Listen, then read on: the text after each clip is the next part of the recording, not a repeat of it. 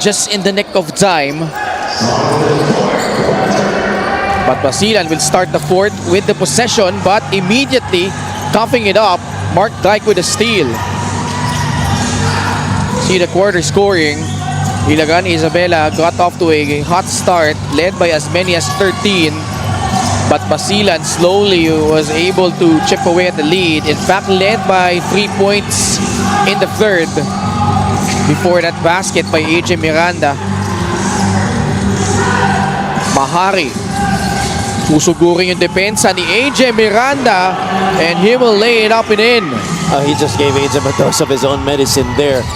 Made sure na binaon niya muna yung depensa with a bump, giving him a little leeway to get that shot off. AJ Miranda with Art De La Cruz, Mark Dyke, Don Gumaru, and Gab Gomez. Gumaru pulling up. Mahari again, off to the races. Mahari, nagmamadali. The pass to Gab Dagangon. Fading away, can't get it to go. Quickly on the other side, AJ Miranda rejected by Arwin Santos.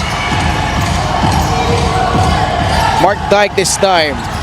Getting past. John Mahari sent back to the friend zone again since Arwind. The Spider-Man still showing us great capability in darting the basket. 2 straight rejections coming from Arwin Santos. Wagging that index finger. Former UAP MVP. Multiple times has been part of the defensive team in the UAP and the PBA. To si Arwin Santos. Basilan getting a jolt from Arwin. They're up by 1. Mahari as well. That time blocked by AJ Miranda though.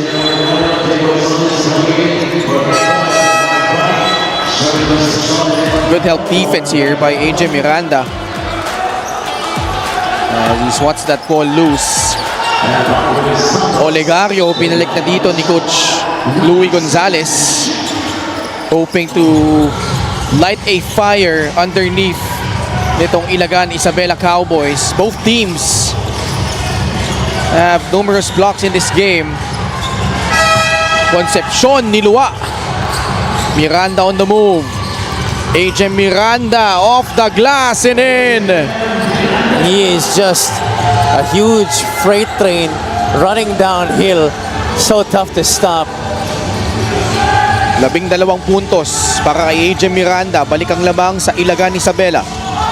Kaduyak, umikot, nasupalpal ni J-Boy Solis. Olegario will not force it.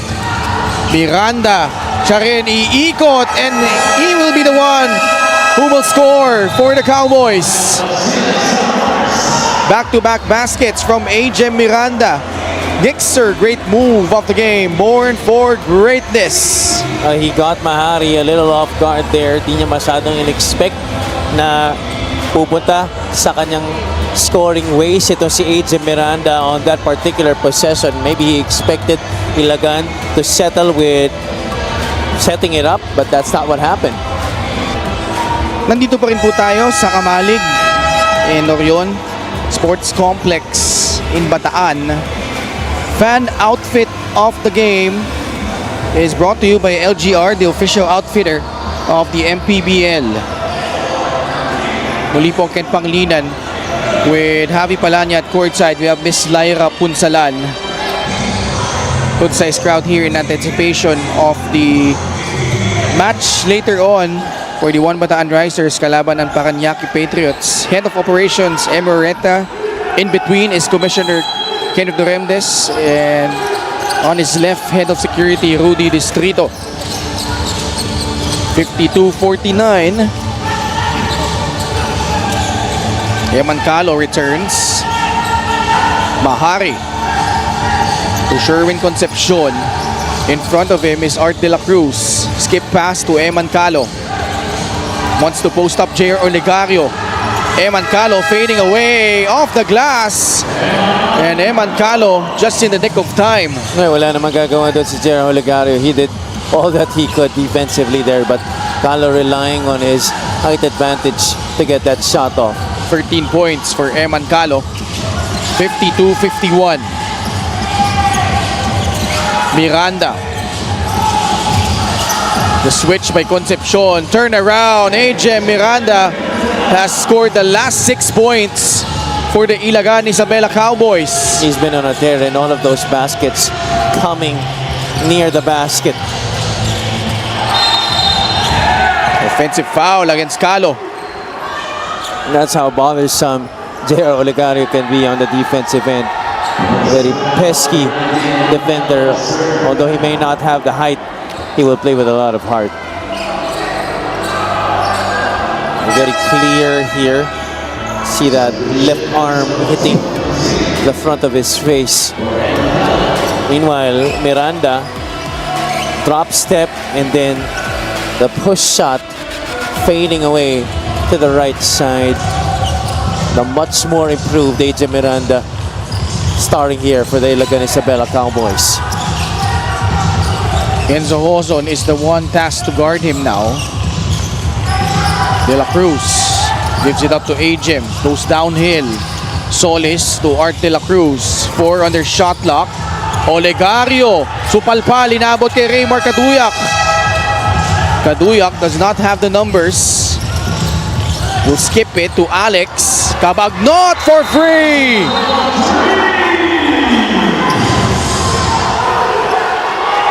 And that will count. Oh, Mahari got teed up.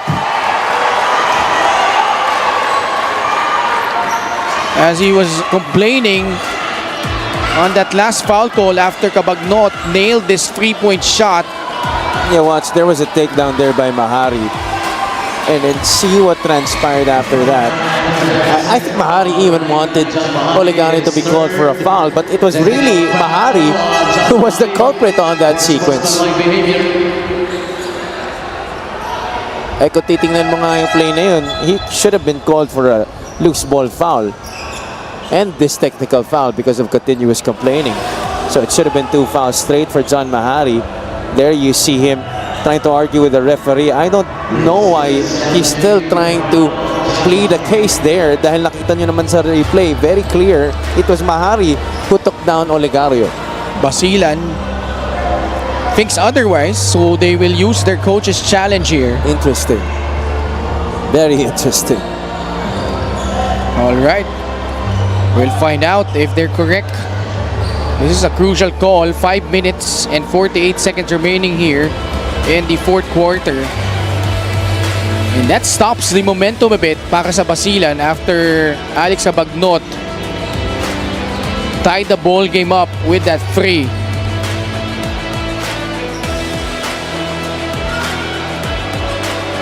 All right. The challenge has been nullified. Nullified? Dahil hindi pwede challenge? Is that it? Well, the evidence might be inconclusive. That's usually one of the grounds to nullify a coach's challenge. Mahari will be replaced. So technical free throw will be given to DH Tumalip. DH has struggled here for Ilagan, and that continues. He misses free throw. Free throws have now piled up in misses for the Cowboys in this game. Only shooting 8 out of 16.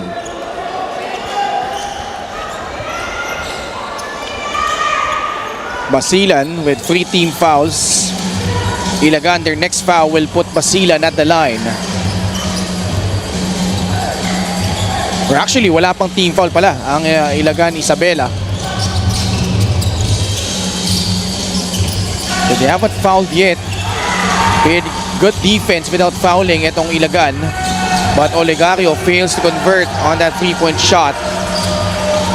54 all. Concepcion, entry pass to Caduyak.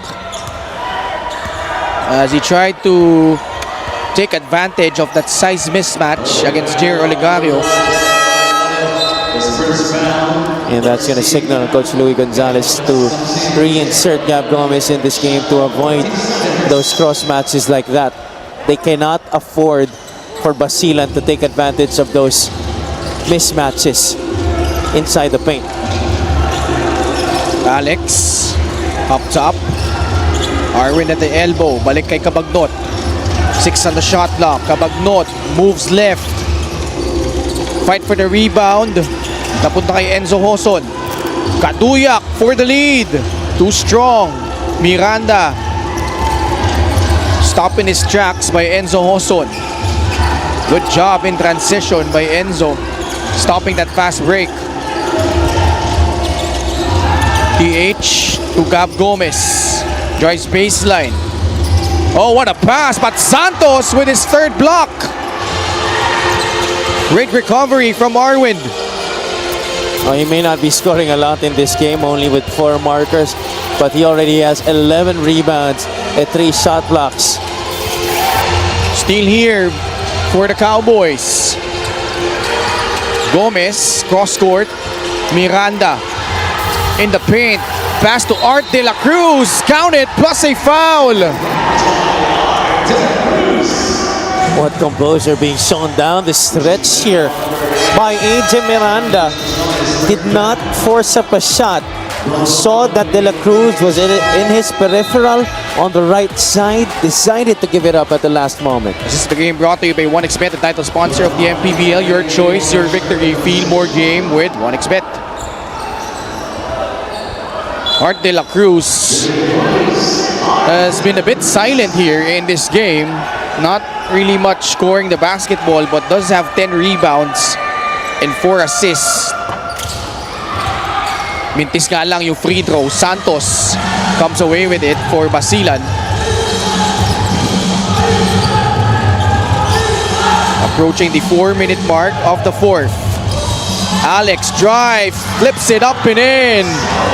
Cabagnot with 15. Tapla na naman. Miranda pupukol sa 3. Not even close. Not really a shot. Yeah, that's not a shot you want Agent taking, especially with still a lot of time on your shot clock. Kaduyak one-on-one against J-Boy Solis. Oh, Raymar Kaduyak had the angle on that gorgeous finish. Impressive shot-making ability. Going to the basket there, gonna kay Raymar Kaduyak. Kaduyak usually a reliable outside shooter, being given space by J-Boy Solis, but still decided to go to the rack. Inside, De La Cruz to Solis. The flyby, puts it up. No good. Rebound number 12 for Arwin Santos. Actually, 14. Oh, 13 rebounds. Okay, 13 rebounds pa lang pala. 58-56. This game has featured 5 lead changes, 8 deadlocks. Or actually 5 deadlocks, 8 lead changes. 58-56. Kaduyak will get a much-deserved rest. This is a very small lineup now for Basilan. Arwin Santos playing that center spot. Cabagnot getting past Gab Gomez. Simple, no frills, nothing fancy. Just going to his strong side there. Alex Cabagnot making a big shot once again for the Star Horse. 2.5 to go here in the fourth. Gumaru to Mark Dyke. Gives it up to Gab Gomez. Shot clock winding down. Mark Dyke with a deep seal and a foul given up by Enzo Hoson. Excellent recognition. Pressure of the shot clock winding down did not get to Gab Gomez. Instead, he was looking at who to pass to, and he saw that Dyke only had Hoson on him. Free throws have been a problem for the Cowboys. Only 9 out of 18 from the line. Mark Dyke with a big free throw though. Naibaba niya sa 3 ang lamang.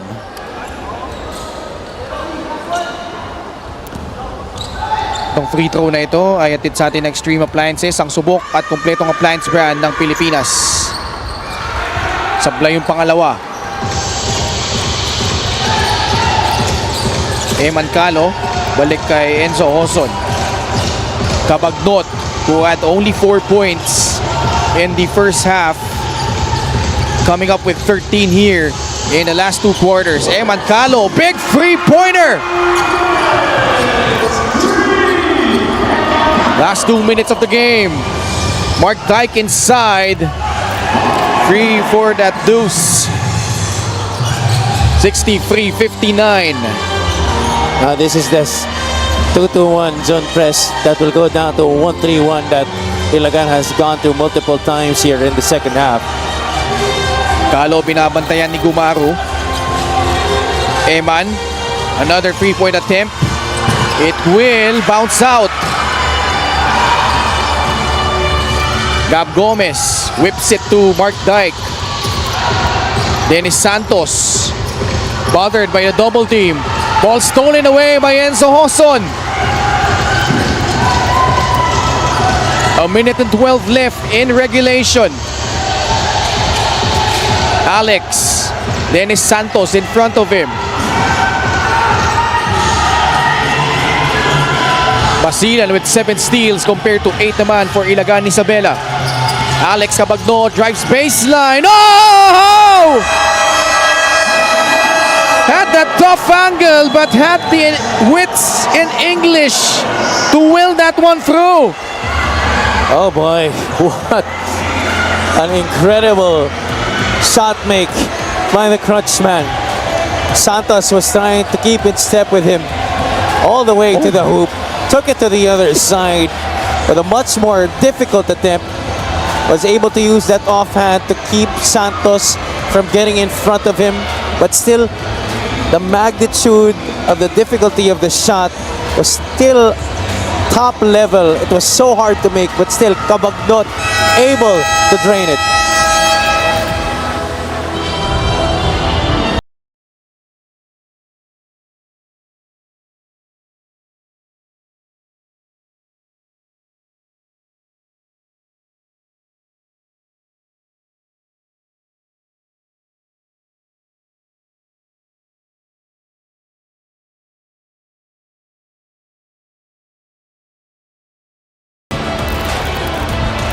There's a huge reason why Alex Cabagnot is called the Crunchman. And we saw that earlier. Parang nanlaki yung mata niya nung nakita niya si Dennis Santos, and he seized the moment with a tough reverse. Crafty as always.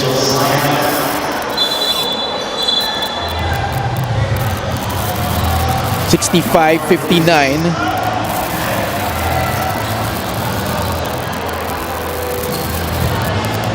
Something's happening on sa ating okay. I think malakas yung hangin sa labas. Ano pala, no? Matindi pala yung ulan sa labas, no? Kaya pumapasok yung tubig, kaya nababasa yung court natin. Special deal from 1xBet. Scan the QR code and claim your special offer. I think somebody's gotta keep guard on that door. Dahil bumubukas talaga siya ng kusa. And we hope that all of you people are safe. I think meron nang nag-announce na rin ng suspension ng work and classes. Again, we'll pause for a break. We'll be back after this.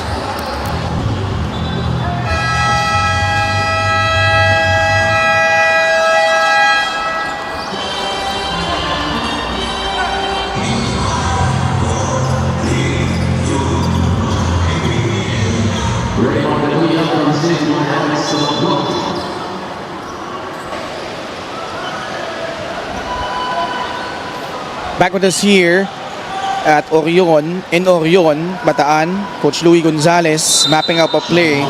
His team though down by 6, 53.4 seconds left. They need to make a quick basket. Don Gumaru was caught stepping on the sideline. Clearly stepping out of bounds there.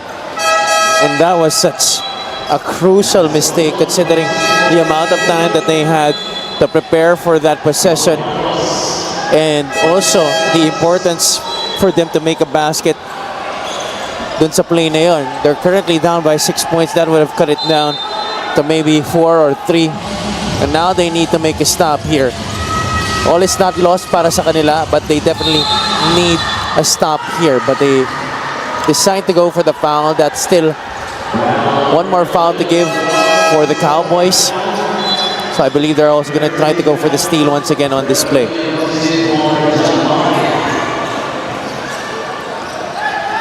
So Mahari will be replaced by Raymar Kaduyak. Small ball handlers here for Basilan. Hoson with Gumaro in his grill gets past the half-court line. Ilagan Isabela coaching staff wants some more pressure.